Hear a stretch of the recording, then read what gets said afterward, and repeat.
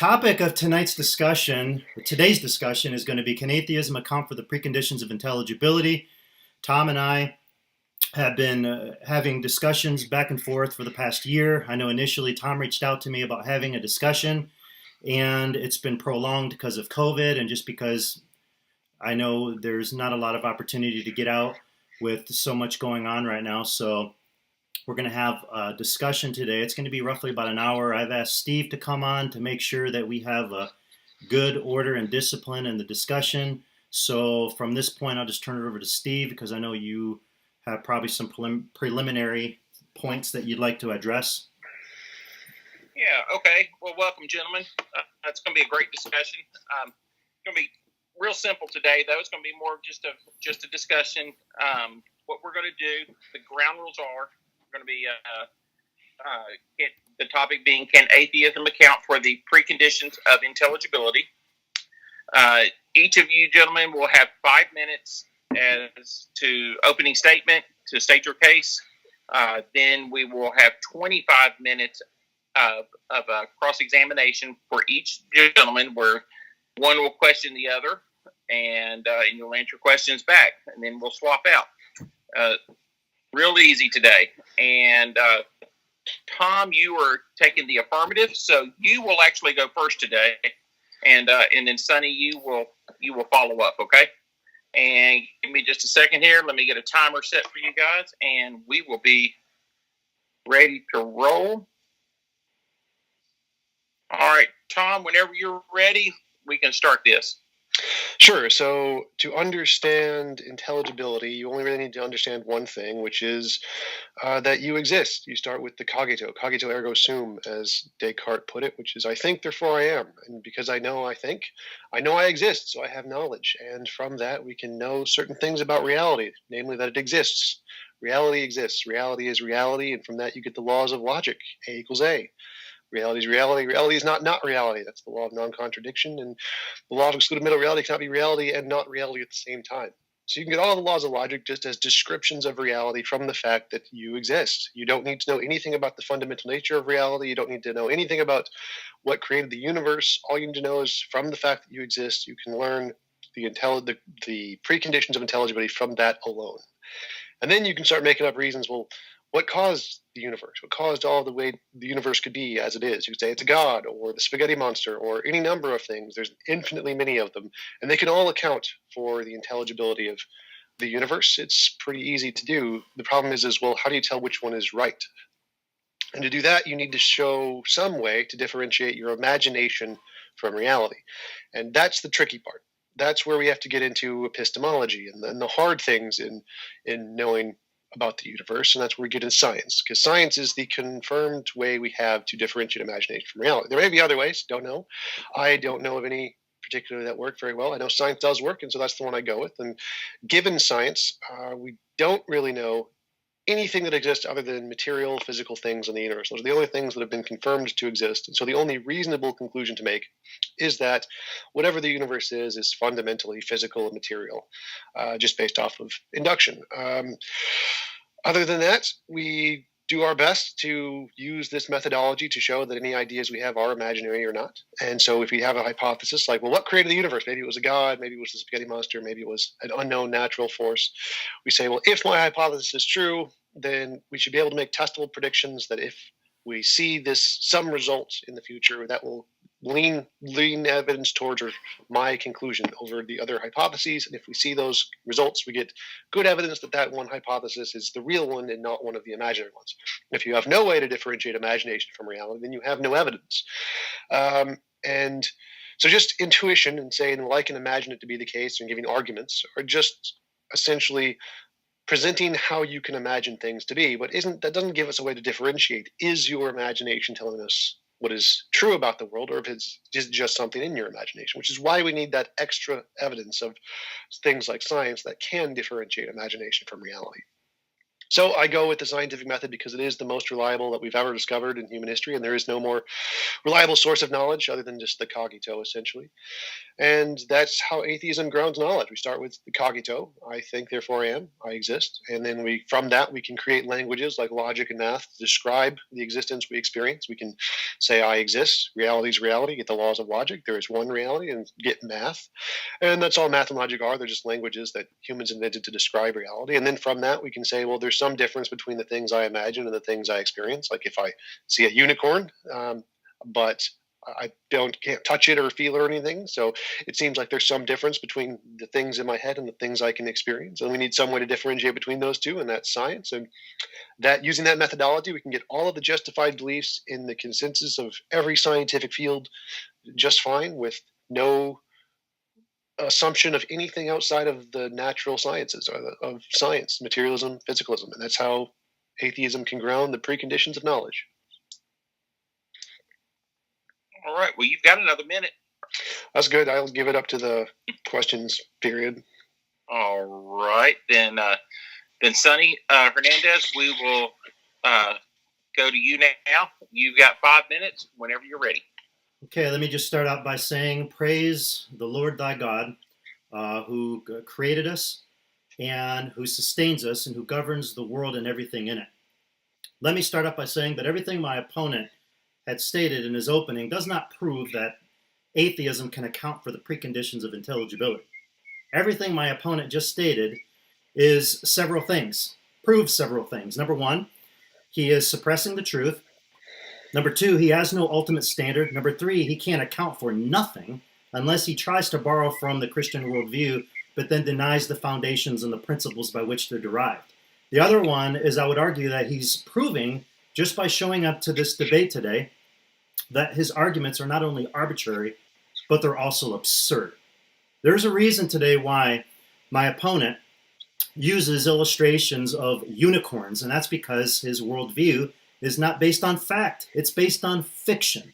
So there's no wonder when we see him use these illustrations of unicorns and all these imaginary, basically characters that you see typically from movies, because that's all his worldview can produce. Let me go on to say that I know many of your people are going to ask, well, how can you say there's no such thing as an atheist? Because there's not. There is absolutely no such thing as an atheist. So many people that are watching this may wonder, well, then how can you say there's no such thing as an atheist when you're actually debating one right now? No, I'm not debating an atheist. I'm debating somebody right now that is either superstitious, he's a liar, he's suppressing the truth, or he's somebody that obviously is getting paid to teach this nonsense. So let me just further on to say that everybody knows that God exists. I think the Bible is very clear that there is a danger of trusting in self-righteousness and not the Savior's righteousness. You see, I appeal to the God of the Bible and his gospel, which points to the electing and discriminative grace of God in the particular death and the perfect righteousness of Christ as my righteousness, as the means of my justification, where my opponent appeals to superstition and delusion and suppressing the truth. This is the danger of trusting in self-righteousness, but not the Savior's righteousness, because we know that God exists. The Bible is explicitly clear. Paul in Romans 1 did not say, knowing a God. It literally says, Theote nontes ton theon, uses the definite article, the God. So that's why I can't stand it today when I hear professing Christians say, well, I was once an atheist, but then I became a Christian. No, you were never an atheist, because there's no such thing as an atheist. So again, the Bible is very clear that God had indelibly engraved the works of his law and wrote it upon our hearts, so we know that God exists. We know what is right or wrong. We know that the light of nature and the works of God plainly declare that he is God. We know that the heavens declare the glory of God, and the Bible says only a fool says in their heart that there is no God. So the challenge today for my opponent is when he wants to get into topics of preconditions of intelligibility, I like to ask him, how do you account for these things? How do you account for metaphysics, epistemology, ethics, aesthetics, the laws of logic? How do you account for universals in a worldview which believes we basically exist based on dumb luck and chance? Again, that's the philosophical problem that my opponent is going to have today. He's going to have to be intellectually dishonest while simultaneously borrowing from my worldview, but then denying the foundation and the principles by which they're derived.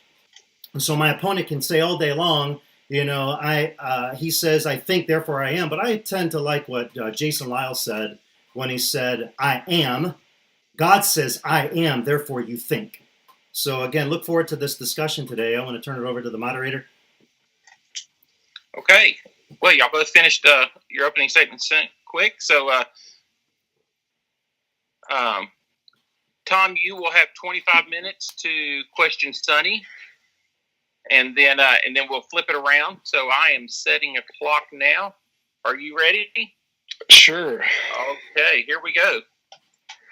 So you said that my use of a unicorn shows that my worldview can't show real things. Is that what you said? The point of referencing the unicorn is you keep using these frivolous illustrations and pointing to imaginary creatures to make points which it doesn't make any sense. The topic. Okay, so wait, stop. So my point was there's a difference between imaginary things and real things, and then I listed an imaginary thing. How is that pointless? Well, again, I think the point that you have to get to is the topic. No. I don't care about what you think. I made the point. Well, no. You asked me a question. You asked me a question. This is my question time. Sonny, my question time. You asked me a question. I'm going to answer. No. You went to a different question. So my question is I made a point. Mm-hmm. There's a difference between imagination and reality, and then I listed an imaginary thing. How is that pointless? That's literally because you haven't defined what reality is. Your whole reality is nothing. Sonny, that's your point. So my point was. There's a difference between imagination and reality. Mm-hmm. Then I listed an imaginary thing, which was a unicorn. And you said listing a unicorn somehow doesn't show my point. When again, my point was there's a difference between imaginary things and real things. Here is an imaginary thing. Where is the logical step? The question is, if you ask me a question, give me an opportunity to respond. So if you ask me a question, I'm going to respond to you. My point is that the reference to the unicorn and your reality are really no different. They're both based on so I gave a difference. So I literally said, I can imagine a unicorn, but I don't touch it or feel it, or there's no sensation there. So I literally gave a difference. So what you did is a straw man, because if you say there's no difference, and I literally give a difference, then you can't be representing what I said, because I literally said, here is a difference. A straw man is a logical fallacy, but your worldview can't account for logic, and if you think you can, then please explain it.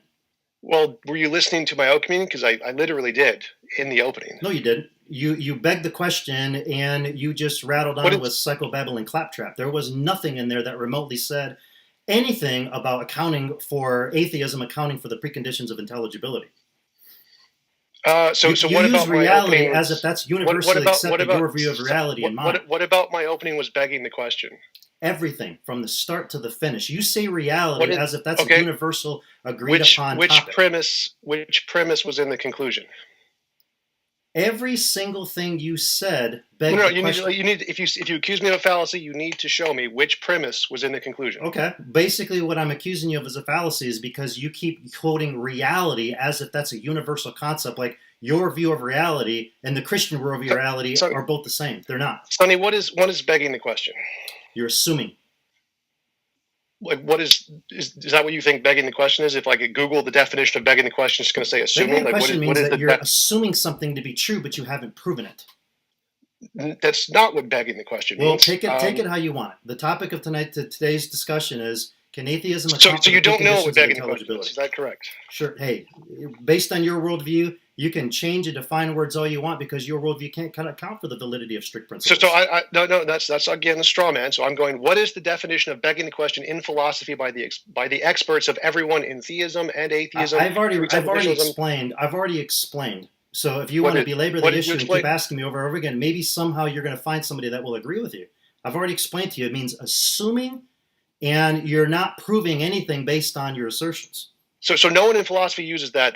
That's your made-up definition. Hey, that's what your worldview does. You make up definitions because you can't account for the. I didn't make up this definition. Philosophers did from like the beginning of time. So if you're making up a new definition here, can we take this to the topic though of? No, because he accused me of a fallacy. Of intelligibility. If he accused me of a fallacy, so I gave my justifications, and he accused me of a fallacy. So if he doesn't know what the fallacy is, I'm trying to figure out what his objection here is, because he doesn't know what a begging the question fallacy is. So he hasn't actually raised an objection to what I said. He's just accused me of something he doesn't know what it is. Said it's assuming something. Like nothing I said would assume anything. There were no assumptions in the definition I gave.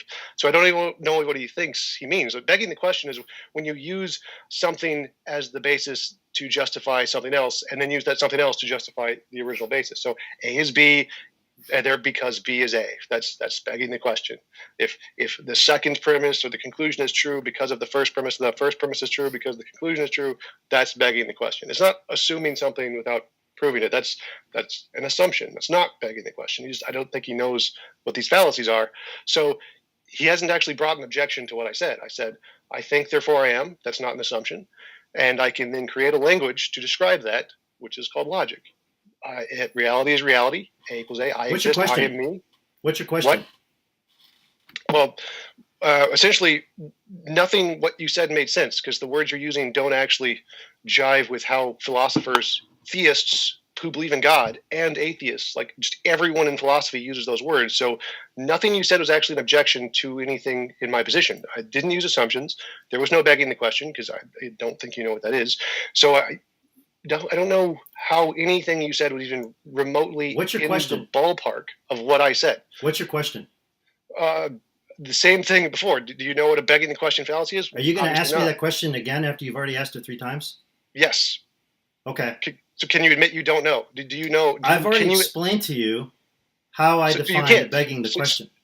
If you want to How- waste your how is 25 it? minutes, have at it. I'm going to give you the same response every time. Okay, so you can't admit that you don't know what begging the question No, is. what I can't admit to is agreeing with what you're saying right now. I've already gave my explanation. Keep wasting your 25 minutes. That's up to you. Yeah, so if you're ignorant of a topic and you cannot admit you are wrong about a simple thing after I just literally read you the definition from a philosophical journal, of a theistic philosophical journal, then I think that shows you're dishonest in the conversation. Like, you need to be honest in the conversation. You need to be able to be, when you're wrong, when you get something wrong that you don't know about, you need to be able to say, oh, I'm sorry I didn't know about that, or I got that wrong, to have an honest conversation. Like, if you're just going to blather on and not know the things you're talking about and give straw men and list fallacies that you don't even know what they mean, I mean, I don't know where to go from that conversation because you just don't know the topic. I mean, in saying I assume things when literally there were no assumptions, like, where's the assumption in cogito ergo sum? What is the assumption there? Your assumption is because you haven't proven nothing. That's the whole concept. No. That's where is the assumption in cogito ergo sum? You tell me. Well, you're the one making the claim, so I can't tell you what your claim is. I mean, I tried to understand what you meant by begging the question. Here's the point that I'm trying to make. You make a lot of assumptions. The topic of today's discussion is, can atheism account for the I just asked you preconditions what of are the intelligibility? assumptions, and you Okay, haven't told me any. You keep saying I'm making assumptions. But The you haven't topic given an is, example. can atheism account for the preconditions of intelligibility? So, Sonny, You're going where to is the have to assumption? justify how you're Sonny, able to do Sonny, that. This is my question time. Sure. Where you said I have an assumption. Sure. Where is the assumption in my argument, cogito ergo sum? Where is the assumption? Because merely quoting something doesn't make it true. You're going to have to justify it by appealing to the validity of strict principles. I think, therefore I am. Okay. That's cogito ergo sum. That's Where is the assumption? That's a soundbite quote. How does that prove something just by citing it? So it's words that express something in the world. So I think that's a fact. I have this experience of thinking, therefore I exist, because I can't think I exist and be wrong. I think you're missing the fundamental point. Merely quoting that doesn't prove that atheism can account for the preconditions of intelligibility. That's the point I'm trying to make. I don't think you understand. It's just quoting it isn't the point. It's an argument. So how arguments work is you have a premise and you have a conclusion. Premise 1, I think. Premise 2, in order to think you must exist. Conclusion, I exist. Right? Where is the assumption in that? Okay, here's the assumption. Okay, I'm going to say this one more time. The debate topic is, can atheism account for the preconditions of intelligibility by merely saying, I think, therefore I am? Are you implying that somehow means that you've just now proven the preconditions of intelligibility for atheism? I don't think so. Where is the assumption? You didn't list an assumption anywhere in that. Where is the assumption? Saying, I think, therefore I am. Oh, therefore atheism is proven to be true. Nice try. That doesn't work with me. That may work with some of these benighted people that give you money to that wasn't my teach argument. nonsense, So again, that doesn't work with me. So, Sonny, that wasn't my argument. I never said that. Like, you could go back and rewatch my intro. What purpose of saying, I think, therefore I am? What does that have to do with the topic of today's discussion? Can atheism account for the preconditions of intelligibility? What does that have to do with it? It's how you gain knowledge. You have to start from some groundwork to gain knowledge. And then from that, you build on that. But that doesn't answer how you can account for the preconditions of intelligibility. You're assuming. You think just by saying something, therefore it's true. Where is the assumption, Sonny? Where is the assumption in anything I said? I've already said to you, merely saying something and arguing that somehow Sonny. What is an proves that assumption? atheism accounts for the preconditions proves absolutely nothing. Sonny, what is an assumption? What is the definition of an assumption? You're assuming something to be true that you haven't proven. You can't use the word assuming. When You are making propositions, the word and you're basically making an argument. And you think in that it's actually true when it's not. You see, like I said before, that may work with individuals that support your nonsense, but that doesn't work with me. Okay. You actually have to prove it. What is your definition of assumption again? I've already explained it. If you ask me 3 times, maybe you think that somehow my definition of it is going to change. I didn't understand it. What did you say the definition of assumption is? I said you make propositions, or you make a statement, or you assert something, and you're implying that it's somehow true when it's not. You can't use the word assertion in the definition of assertion. Well, I just did. Assumption. I don't base my worldview on what some professing atheist who suppresses the truth tells me what I need to do. I base it upon the word. So again, of God. that's your dogma. You have this dogmatic belief that's not based on reason. I mean, you have a belief based off of a magical rib woman who was convinced by a talking snake to eat from a magical tree, and you're talking to me about how my worldview isn't based in reason. Says the guy who believes that nothing becomes something which becomes everything. Sonny, my time. This is my time. You'll have your time in a minute. So, and unicorns are actually brought up in the Bible, so I don't know why you think that's somehow strange for me to use them and then call it imaginary. You're calling your own worldview imaginary. Pretty hilarious. So an assumption is a thing that is accepted as true or certain to happen without proof. But what I accepted as certain or true was that I think, therefore I exist. So where is the assumption in that argument? Because the topic of today's discussion is, can atheism account for the preconditions of intelligibility? For by saying, I think, therefore I am, doesn't prove that. That's the point. That's not an assumption. So where is the assumption in my argument? Because my argument goes, I'll say it again for you. I think, therefore I am, so I exist. And if I exist, I can then make a language to describe things about the universe, like the laws of logic. Those come from I'm a language that humans made up to describe reality. Same with math, a language humans made up to describe reality. And so reality is reality. So we know reality is reality. That's where laws of logic and math come from. That's where the preconditions of intelligibility come from. Reality is reality. You haven't defined reality, so that's the fundamental problem. I don't need to define reality to account for the intelligibility. You don't have to define reality. You don't think how ironic that you can't define reality. You're in a discussion on can atheism and account for the preconditions of intelligibility. Oh, but I can't account for reality. How funny. I don't think you're basically just arguing your position is arbitrary. And you have no standard to justify anything. Gibberish. So again, to account for the intelligibility of knowledge, or the intelligibility, rationality of the world, or whatever you want to call it, all you need to know is that can the world produce intelligibility? If reality is reality, then yes, it can produce intelligibility. That's all you need to know. You don't need to know what it's made of. Like, reality could be all material and it can produce intelligibility. Reality could be purely idealistic and it can produce intelligibility. Reality could be dualistic and it can produce intelligibility. There are many different options that can account for the intelligibility. All you need for that is reality needs to be reality, which gives you the laws of logic. And you don't find that circular? Reality just needs to be reality? Yeah, don't worry about stating a justification for how you even have reality. Oh, but just reality is reality. Can I pause here for just a second, gentlemen? I'm going to interject here real quick.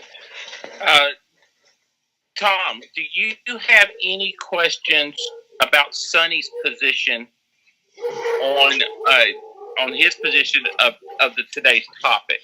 If we can move past, I think, therefore I am, and let's move closer to the topic of what is supposed to be discussed, because you only have 12 minutes left, and so do you want to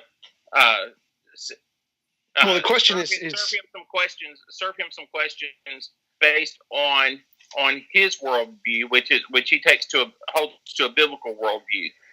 Well, again, the topic is, can atheism account for intelligibility, not can anything else. So, I mean, The topic is, I'm demonstrating, yes, I can account for intelligibility. So all you need for the intelligibility of the universe is, can reality have a consistent way of operating in such that it can produce intelligibility? And the answer is yes. The only thing it needs for that is reality needs to be reality. And I don't know. He said, how does reality come into existence? Reality has always existed. It's never not existed. Even in his worldview, reality has always existed because there was God. I never said, how can reality come into existence? You're putting words into my mouth I never said. What I said was, how do you account for reality? How do you justify, what is your ultimate standard to justify what reality is in a worldview that believes we're just a chemical accident that happened by dumb luck some several billion years ago? So where do you get reality from in a worldview that can't account for the validity of strict principles? How can you account for those? What do you think reality means? You tell me. You're asking me a discussion. What you tell me? Well, reality is everything that exists. So if God existed, God would be in reality too. So if you're saying, how do I account for reality? How do you account for God?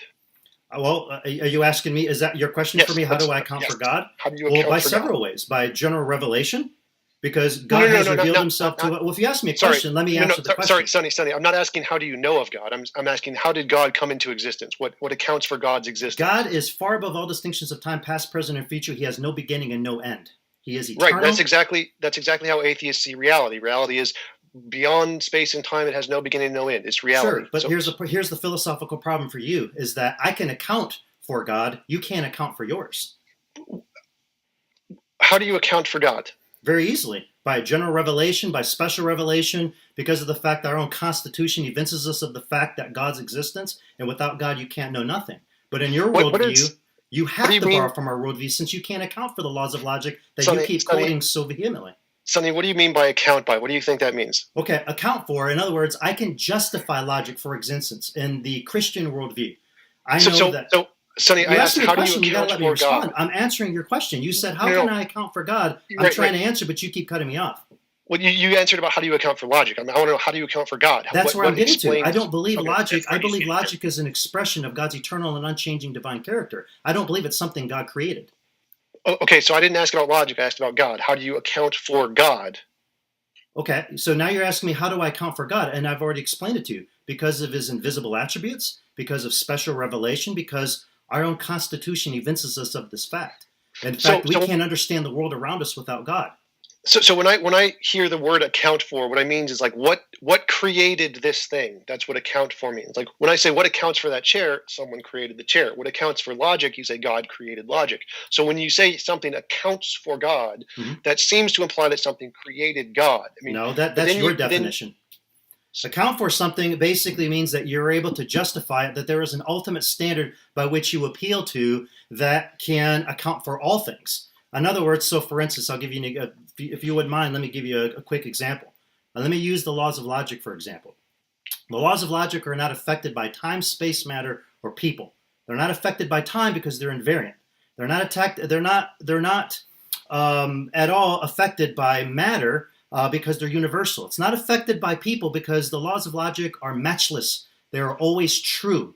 And the Christian can count for that because God is not made of matter. God is always true. God is universal. You see, I can count for these things because this comes and derives itself from the Bible itself. Your worldview rejects these things, but yet you still try to use logic in a discussion with me, and again, knowing darn well you can't account for it. Well, I just did. So account in philosophy, when normal people who are educated in the field use the term, means an account is an explanation of the terms and the underlying metaphysical elements. So it's explaining the parts of the thing. That's what you're doing. So if you're saying what accounts for God, you're like God is made of X, or what accounts for the chair, what made X. So what you seem to be doing is you're confusing the epistemology with the metaphysics. No, I'm not. What I'm doing is I'm appealing to an ultimate standard by which all things derive. You're appealing to multiple standards, you're interrupting. which proves that your worldview is arbitrary. Sonny, you're interrupting. So when you say, I can know about God through special revelation, that's epistemology. That's how you know something. But we're not talking about when you account for it, how you know it. We're talking about its ontology, which ontology is a subset of metaphysics. So we're saying what accounts for God, what caused God to exist? And your response was, well, God has existed forever without unchanging outside of space and time. So if you can account for God, then I can account for reality, because I think reality has existed outside of space and time forever. So if you account for God, I can account for reality just fine. No, that's a fallacy, and here's why that's a fallacy. Because I can account to the God of the Bible because my worldview can account for the preconditions of intelligibility, because that is where intelligibility derives itself from. Which fallacy was that? You said there was a fallacy. Hold on a minute. What you're doing question. I got a question. Is that you're saying because I have this belief, therefore you can have that belief. Sonny, this is my question time. My belief does not equate to yours as well. Sonny, this is my question time. You said there was a fallacy there. I can prove it does equate. So you say you account for God because of he's existed outside of space-time. I account for reality because it exists outside of space-time forever. That's equivalent because I'm using the same explanation. So that means my worldview does equate to yours. So where is the fallacy in that? You said it was a fallacy. Which fallacy? Where's the fallacy? Is because you just said, well, because that's how Sonny, you account for God. Well, that's how I account for atheism. Which fallacy is that fallacy? Which fallacy? It's a fallacy because you're claiming that because I believe something to be true, therefore, then you can have that same belief as well. That's how you can account for yours. The way I account for mine is not the way you account for yours. What? So you gave a justification. You said the way you account for God is because he has existed forever outside of space-time. And the way I account for reality is because it's existed forever outside of space-time. How are those not the same? Because they're not. Because I just explained to you. The problem is you just don't like the response. I explained to you how I can account for example, the laws of logic. Because the laws of logic are invariant, they're universal, they're matchless. I can account for these things because God is universal. None of that. God is invariant, God is matchless. You can't account for that because your worldview can't account for universals, invariants, or anything that's matchless.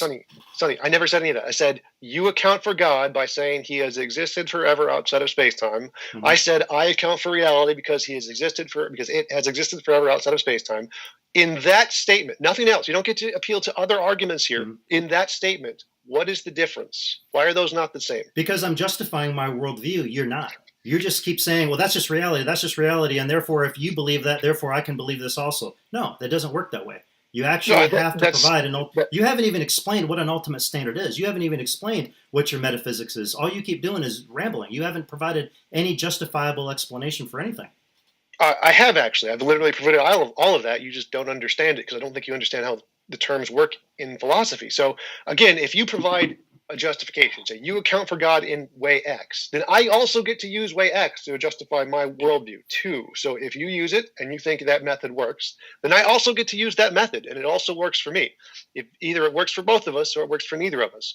So if you can account for God by saying he's outside of space-time and existed forever, then I can account for reality by saying it's existed outside of space-time and existed forever. That's actually the consensus in physics among pretty much every physicist. Well, if that's the case then, but if that's the case then please explain then, again, I know it's your time to ask a question, but I'd like you to please explain then how the so-called atheistic worldview can account for the universal, invariant, and matchless laws of logic. Notice how I brought those three. Yes, I did that in the beginning. I said reality is reality. That's reality is reality. Oh, therefore, I can account for universals, invariants, and matchless. Really?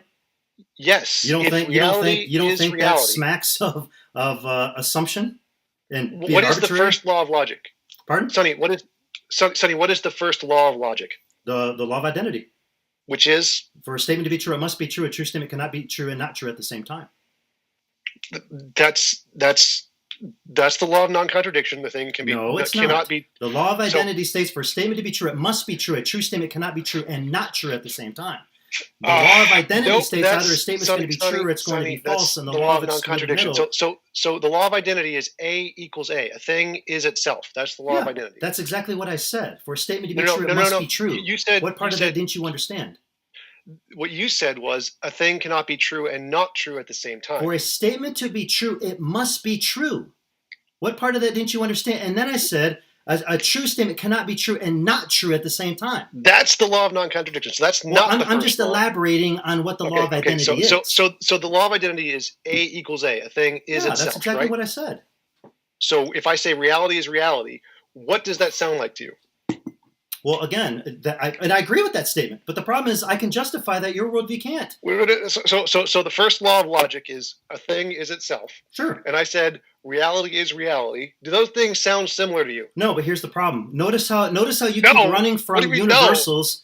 Notice how no. I agree with that statement. I agree with what the law of identity states. Okay, so my question was, Sonny, let's go back to my question. Sure. So the question was, the law of identity is A equals A. Sure. And what I said was reality is reality. Do those things sound similar? Well, yes, but there's the but. Here's the but. You can't explain how the laws of logic, how they're universal, invariant, or matchless, how your worldview can account for them. You haven't even remotely tried. So let's go. If reality is reality, and reality is always reality everywhere in reality, that means the law of logic, A equals A, is universal in reality, right? How does your worldview account for that? How does your worldview account for universals? This is the ultimate issue. That's Your what job today is that's to what I'm answering. prove. That's literally what I'm answering, Sonny. So What's that? if reality is reality everywhere, if everywhere at all times, Mhm. reality is always reality, Mhm. and that's the law of identity. That's the first law of logic. Mhm. Does that mean that logic is universal in reality? The laws of logic are universal, yes. No, It's no, only the I'm Christian asking worldview can in my account for worldview. that. So in my worldview, reality is reality. Reality is always reality at every point in reality. It's never not reality. That means that A equals A, the first law of logic, Sure, is universal. sure. So my worldview can account for logic as universal. Merely citing it doesn't justify your position. You're going to have to explain how does your worldview account for universals. All right, 1 minute left, guys. If reality is reality, Notice how I can appeal to God and I can say God is universal, God is invariant, God is not made of matter. Notice how I can account for the laws of logic, but notice how your worldview can't. How does your worldview count when you believe that we were once a chemical accident or protoplasms or atoms banging around? Then somehow nothing evolves into something which becomes everything. How does that account for universals and the invariant and the well, there is never nothing. So arguments? that's not a position. No atheist believes that there is a literal philosophical nothing. So that's not a thing we believe. But remember, what you said was you appealed to God because Yes. God is everywhere and outside of space-time. Yes. And I said I appeal to reality, and reality is everywhere. So, Okay. reality is always reality You everywhere. keep saying reality, but you haven't even defined what reality is. Sorry, but a worldview that denies the existence of God is not reality. That's called fiction. Reality is all that exists. Yes, but who do you So think I created have- all so these I have things? defined How do you reality. think Like you you're said, I able to didn't define comprehend the world reality. around you? Time's up, gentlemen. Tom. One sec, I've got to close my window. I'll be back in 30 seconds.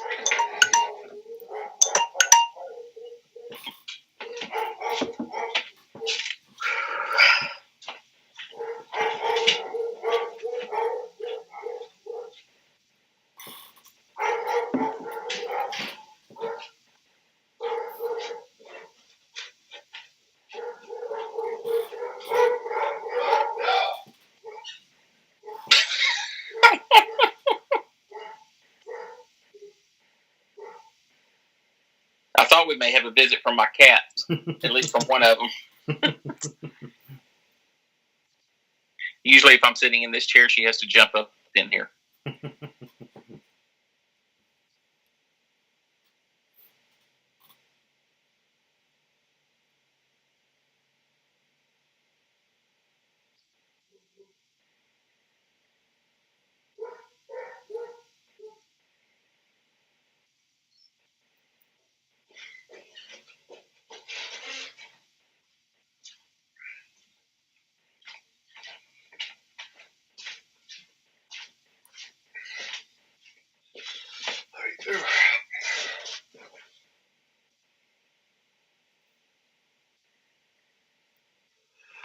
Sorry about that. All right, That's I'm all right.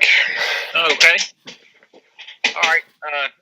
Sonny, you'll have 25 minutes to question Tom now, and we're going to begin this right now. All right. In regards to metaphysics, Tom, could you tell me a little bit about where do we come from and who created us? Well, no one created us. We are a result of natural, unguided processes of matter and energy. Matter and energy. Okay. Yes. So what do you appeal to justify that belief? What do you mean by appeal to justify? Where did you come up with that argument from? How did I come to that belief, essentially? Is that what you're asking? Yes. So through evidence and argument. So we start with I exist. So I think, therefore I am. I exist. And then there's some difference between my imagination and reality. I can tell that when I imagine a unicorn, I can't touch it. So we need some method to differentiate the imaginary things from the real things. That method is science. And so we say we apply science to differentiate the imaginary things and the real things. And we test, well, what knocked over that cup? Was it a squirrel? Was it the wind? Was it a leprechaun, a unicorn, a god? We say, well, if my hypothesis is a real thing, then I should be able to make predictions. I could say, if it's a squirrel, then I should find squirrel droppings around the cup. And that's a good way to tell that that hypothesis is the real one, not the imaginary one. We apply that same method to the universe. We say, well, what is the evidence of how the universe came to exist? Well, it's the Big Bang. The Big Bang is supported by the cosmic microwave background, which we do test predictions for, and Einstein's general relativity, which we show gravity can bend and light light bends around the sun at a certain rate, and the perihelion of Mercury, and gravitational waves, and the Large Hadron Collider. We have all these different kinds of things that indicate that the physical model that predicts the universe is the correct one, and that theistic ones have never made predictions. So if we look at the cup and the squirrels, we make the prediction that they're going to be squirrel droppings, and we find squirrel droppings, that's the correct explanation. If we think it's a leprechaun and we find no fairy dust or leprechaun dust around it, that's not the correct explanation. So the correct explanation for where we came from is the naturalistic hypothesis of physics, because it's the one that makes testable predictions to show it's not imaginary. Not the God hypothesis, because it's shown no way to show it's not imaginary, so it's probably imaginary. Mm-hmm. Okay. So, and essentially, I noticed you say a few times, I think.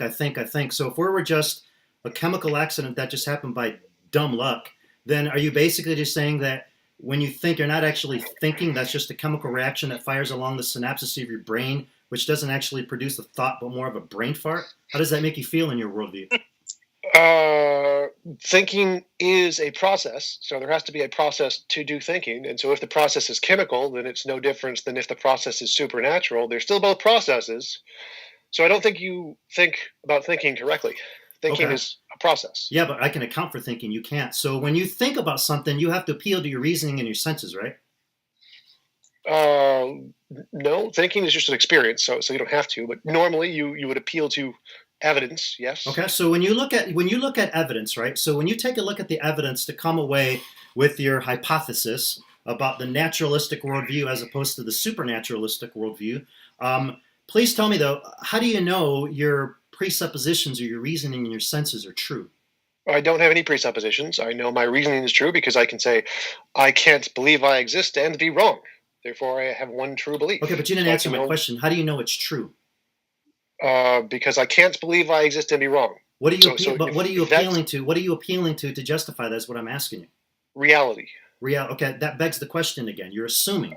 I'm asking How does that you beg to provide. the I'm question? asking you to provide. What did I assume? How do you know your reasoning and your senses are valid? What's to say if somebody right now comes here right now, I ask them the same question, but they give me a totally different conclusion? That means one of you is right and the other one is wrong. How do you justify your position? If someone says they don't exist, how do I know they're wrong? No, I'm asking you, how do you know your senses and your reasoning are valid? You're coming away with an assumption that is not so my reasoning cannot be accepted. wrong. So my reasoning has to be right. If I think I exist, then I have to exist because I can't be thinking and not exist. So I know my reasoning is correct. Okay, that can't be wrong. That doesn't prove it's correct. I just said that's literally what it does. That's literally why is it? Correct. But why is it today? When if I were to answer that same question, I'm not going to come away with the same answer, nor is any other professing Christian, but you come away with the idea that when you appeal to your reasoning and your senses to know that the hypothesis of naturalistic evolution per se is true, that's what I'm asking you. How do you know what you're saying right now is true? So I know my reasoning is true because I cannot think I exist and be wrong. It's not possible for that to be the case because that would mean that reality was not reality. So I know my reasoning is correct. There's some parts of my reasoning that must be correct. I have now justified reasoning. And then I can use that reasoning to do other things like, oh, there's some difference between my imagination and my experience. And we have to figure out, using my reasoning that I know is correct because I can't think I exist and be wrong, I have to come up with a method to differentiate the imaginary things and the real things. And then with that method, I can apply it to other things like, well, what created the universe? What is the ontology and metaphysics of the universe? And we can test those hypotheses to see which one is the most reasonable to believe. So we start with our reasoning, which we know is correct because I can't think I exist to be wrong, and then we build off of that to understand, apply those methods. Okay, yeah, you're not answering my question. Let me go to the next question real quick. So now that I have a little bit about your explanation about metaphysics, so in other words, you just believe inert matter, become a cognizant creature that can love, apply, and have logic and morals, which again is another belief based on fiction and not fact. But let's continue to move on real quick. Well, what is your worldview? How would you define your worldview? Naturalism, materialism. Okay, so go a little bit more in depth with me a little bit. What comprises a worldview? The fundamental nature of reality, or the facts that comprise whatever you think is the fundamental nature of reality. Whatever you think. So if I think right now, if somebody can think right now that whatever, they can just make up every imaginary device possible, and as long as they think it, therefore it's true? No, a worldview is your belief. So you can have false beliefs, like you can Yes. believe in a god that doesn't exist, who made a magical rib woman who was convinced by a talking snake. Yes. But that doesn't mean it's true. So a worldview is just your beliefs. It doesn't mean it's true. Okay. So your worldview makes up your beliefs, but be a little bit more specific. What's comprised in that? Like, would you agree with me if I say metaphysics, epistemology, and ethics comprise a worldview? No, a worldview is just what you think the fundamental nature of reality is, and depending on the kind of worldview you have, it can have those three things and other things in it, but it doesn't require those three things. No. Okay. So would you agree with me if I say then that when you presuppose an argument that it's from your worldview, you presuppose what your worldview is? Would you agree with that statement? No, because arguments don't necessarily have anything to do with your worldview. Really? And you don't need to presuppose anything for arguments. Really? You're telling me right Yes. now that you don't presuppose what your worldview is? How is that possible when everything you've said today is presupposing a naturalistic No, it's a worldview? straw And man. everything So I'm I presuppose presupposing nothing. is based on a Christian worldview. Sonny, what is a presupposition? Well, a presupposition is you are basic. Well, actually, it's my turn to ask you a question. So go ahead. Well, you asked me like how does my worldview account for these things while presupposing? So I need to know what you mean by presupposing. Yeah, well, presupposing exactly how I used it. You're presupposing something to be true. You're making an argument based on your worldview. Whatever your worldview is. A presupposition, just to clarify, a presupposition is a belief that you assume is true before you make the argument, right? Yes, exactly. Okay, so I didn't make any of those in my argument. My argument was I think therefore I am. Like, what is the presupposition in that? Okay. Well, everything is everything is presupposed, whether you want to agree with it or not. But let me continue. Here's another question I wanted to ask you then. In regards to your worldview, so when you make the argument that your worldview is based upon a naturalistic worldview, I'd like to know a little bit more about a standard. What is your? Just to clarify, it's not based on a ultimate naturalistic standard? worldview. It's not based. So the naturalistic worldview is a conclusion based off of evidence. So it's not. I don't assume that that's the conclusion. Okay. Well, that's an assumption. So what is your ultimate standard? Reality. Your ultimate standard is reality. Could you define reality for me? All that exists. All that exists. Okay. So when somebody asks you right now, where do you derive all your beliefs from? You just say it's reality, whatever reality is. Don't you think that's circular? Hey, what's your belief? It's reality, and where does it end? Then it's just reality. Then your conclusion is just a reinstatement of the premise. Well, that's what I'm trying to get a little bit from you. What is your ultimate standard that you're appealing to? Reality. Reality. Okay, so you're just making an arbitrary statement now. How is that an arbitrary statement? Because you haven't defined what reality means. You just keep saying reality. No, I literally did. You literally asked, like, what is reality? Your view of reality is not the same as mine. You believe in naturalism. I believe in a supernaturalistic worldview. So your view of reality is flawed, fundamentally flawed, philosophically illiterate. So you said I didn't define reality right after I gave a definition of reality. So my fundamental standard is reality. I define reality as all that exists. If the supernatural exists, that would be in reality. If God exists, he would be in reality. There's no evidence to conclude he does, but but I define my ultimate standard is reality. Okay. Can your view of reality, can your ultimate standard of reality account for the validity of strict principles, meaning universals, invariant, and matchless? Please explain. Yes. Please explain. Reality is reality everywhere, universally, at all times, in all spaces. Reality is always reality. Reality can never not be reality. How can your view of professing atheism account for that when clearly think about something, okay? And I want you to hear me out on this, okay? If I just asked you a minute ago, can the worldview that you hold to account, or your view of reality account for the invariant, universal, and abstract principles, strict principles of validity, then I'd like to know then, how in your worldview do you account for the invariant, meaning it doesn't change? How do you have that when you believe that you were once a chemical accident that happened 1 billion years ago, and now you are basically a human being that can love, apply logic, and have morals? How do you believe that? How can your worldview account for that? Well, there's a bunch of different parts to that question. So how do I account for the universal, unchanging laws of logic? Well, because reality is reality, always, forever. That gives me You're not a universal. answering the question. You're running again as usual. Let me try this again one more time. I'm going to try and explain it in the most basic common sense way, okay? So I'm going to explain this, and I want you to pay attention this time, and I want you to give a nice, cogent response to it. So here we go. I believe in the Christian worldview. I believe that God is universal, God is invariant, God is not made of matter, and God is not affected by time, space, or people. Could you say that again? Slow. Okay. I believe I'm God is. I'm typing these down. Okay, go. I believe God is universal. Universal. I believe God is invariant. Invariant. And I believe God is not made of matter. God is not made of matter. This is how I can account for the laws of logic, because guess what? The laws of logic don't change. The laws of logic do not apply.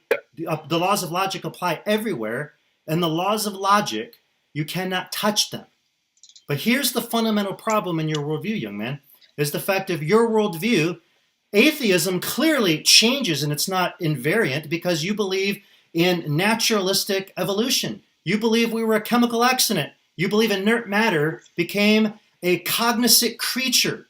That's the problem. So you can't say that your worldview accounts for the invariance. Think about universals. Universal means it applies everywhere. Well, how can that be? How can you apply everywhere if you believe that basically by chance and dumb luck, then we can eventually, or that we were once formed in some primordial soup when we eventually became, human beings.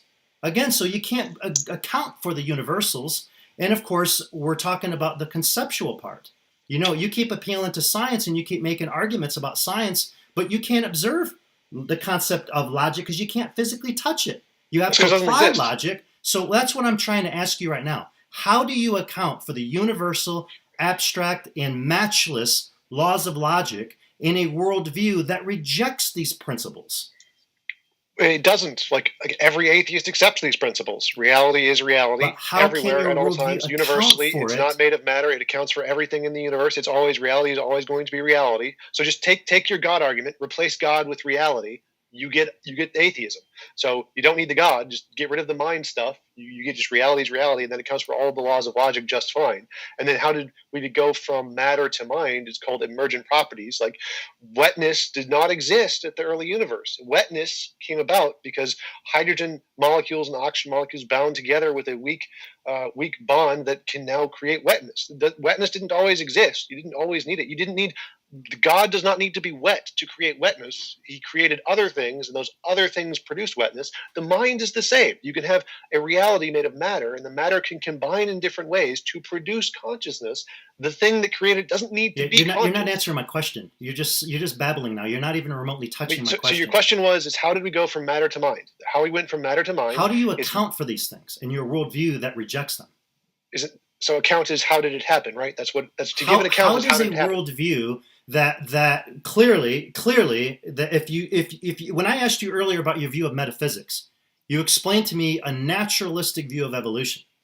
Okay, yes. You explained to me that we're basically a chemical accident is what happened, right? You basically explained. So how does a chemical accident or inert matter become a cognizant creature? And you can make the argument today that you can account for the invariant, universal, abstract laws of logic. That's a different question. So there's two questions there. How do I account for the invariant, universal laws of logic? I do that by saying reality is reality. That gives me an account for the universal laws of logic accepted by everyone in philosophy. But you just admitted, you shook your head yes when I asked you about your worldview. How do you derive from that fundamentally stands against it? The next question is, how do we get from matter to mind? How we get from matter to mind is there are these things called emergent properties. So if you put enough bricks together, you get a wall.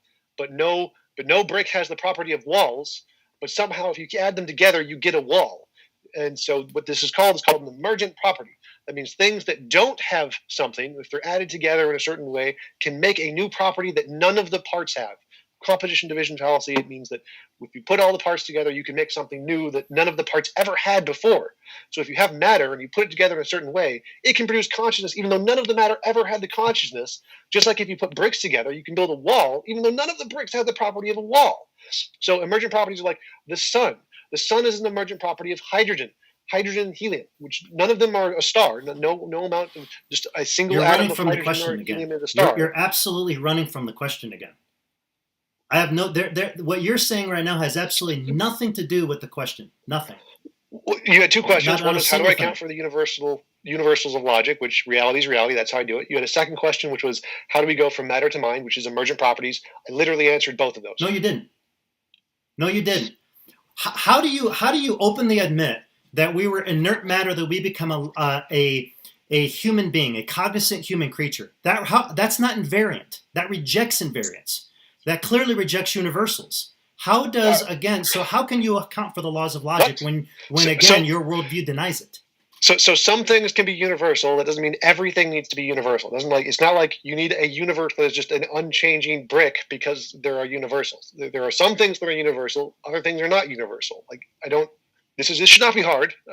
So the law of logic is universal. Reality is reality. The things in reality, like physics, can change. Oh, okay. Laws of logic, would you agree with me if I say the laws of logic are always true? They apply everywhere, and they're not affected by time, Yes. space, matter, or people. Yes. Okay. Reality is reality. Think about how you just contradicted yourself. If the laws of logic are always true, they apply everywhere, they're not affected by time, space, or matter, well then please again go back to when you said by which you believe you were derived. You believe nothing basically becomes something. If you believe a chemical accident, I never said that. I'll use your terms. Inert matter became a cognizant creature. How is that invariant, and how can that apply, or how can that account for universals? Please tell me that. Okay, so you can have some things that are universal, but that doesn't mean everything is universal. But the laws of logic are always true. Laws of logic apply everywhere. The laws of logic are not affected by time, space, or matter. That's universals in there. Again, you're contradicting yourself. How is that a contradiction? Because if you admit that the laws of logic apply everywhere and they're always true, well then how come that wasn't the case when you believed by which you were derived, when you believed inert matter became a cognizant creature? Why would that not be true? Why would that not be true then? That would still be true. Because logic doesn't change. Clearly, you believe that you had a radical change that you believe inert matter became a cognizant creature. That's not breaking the laws of logic. Why do you think that's breaking the laws of logic? How is it not? That's like saying right now that a brick can turn itself into a human being. How can a brick turn itself into a human being? Because I know that the laws of logic, that brick is always going to be a brick. It's not going to be a brick and not going to be a brick at the same time. And two things cannot both be right or wrong at the same time. So that's how I know. I think I understand your argument. I think your argument is that if matter is non-conscious and everything in the universe is matter and it's not conscious, then it would be a violation of the laws of logic for matter to combine in a way to produce consciousness because it was never there before. Is that what you're saying? Similar. That is a composition division fallacy. It is philosophy 101. You can have things that have no property combine in a way to produce a new property. This is called an emergent property.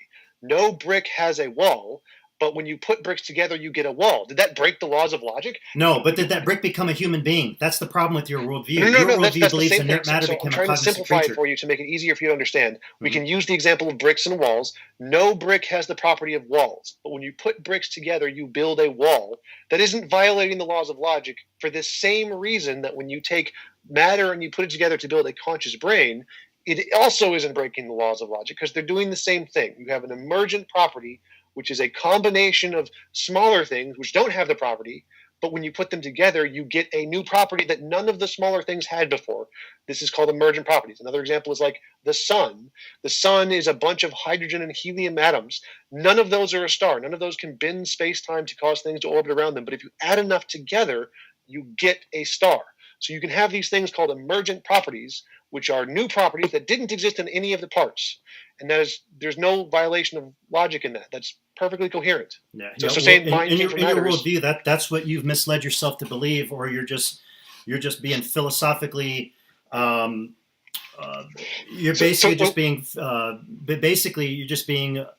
You're being dishonest, is what you're doing. So walls can't come from bricks? No, that's not the point. I'm saying a brick cannot become a human being the same way inert matter is not going to become a cognizant creature that can evolve itself into being a human being that can love, apply logic, and have morals. And that's the problem. You just keep. Let me move on to the next question then. So in regards to the topic of universals, let's get to the topic of universals. Tell me real quick about your view of universals. How does atheism account for universals? Reality is reality. That's universal. Is that your argument for everything I ask now? Reality is reality. It's just reality, therefore it's true. Well, that's your argument for everything. Is like, well, why is reality reality? God is your answer for everything. I mean, it's the same thing. Just take your God argument, replace the God with reality, and you get a naturalistic worldview. So everything about reality, everything about the universals, everything about logic and math is all grounded in one thing, which is reality. Do you believe universals? Do you believe universal, the concept of universals, that it's always true and it applies everywhere? That reality is reality. Yes. Okay. So give me an example of a universal. Reality is reality. No, give me, because let's get away from the reality art. Give me an example of a universal concept. A equals A. Pardon?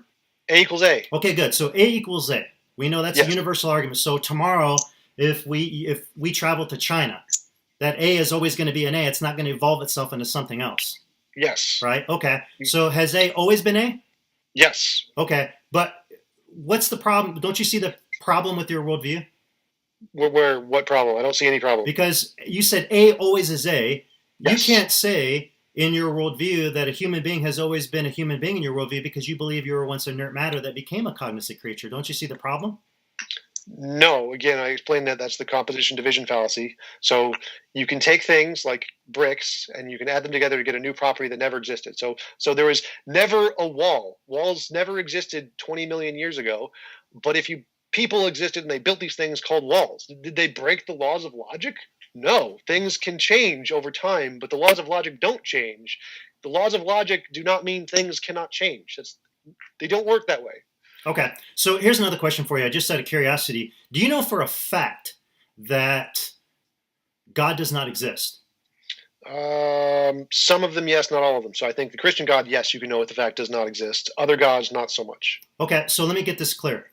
So you don't believe that the all-knowing and infinite God does not exist. Wouldn't that mean you have to have all knowledge to have examined every single particle in the universe to make such a claim? Don't you think that's a little self-refuting since you don't believe in an all-knowing God that exists? No, all I have to do is know that it's a contradiction. So if you ask me, does a round square exist? Well, no, that can't exist because the laws of logic are universal. They exist everywhere in reality. So if you ask me if does something that is both itself and not itself exist, I can say, well, no, I can know for certain that doesn't exist because it entails a contradiction and violates the laws of logic. Okay. The Christian God violates the laws of logic because it is contradictory properties. Well, out of curiosity, then, if you know God does not exist, why do you spend so much time trying to debate 1 minute, it online? Sonny. Huh? 1 minute.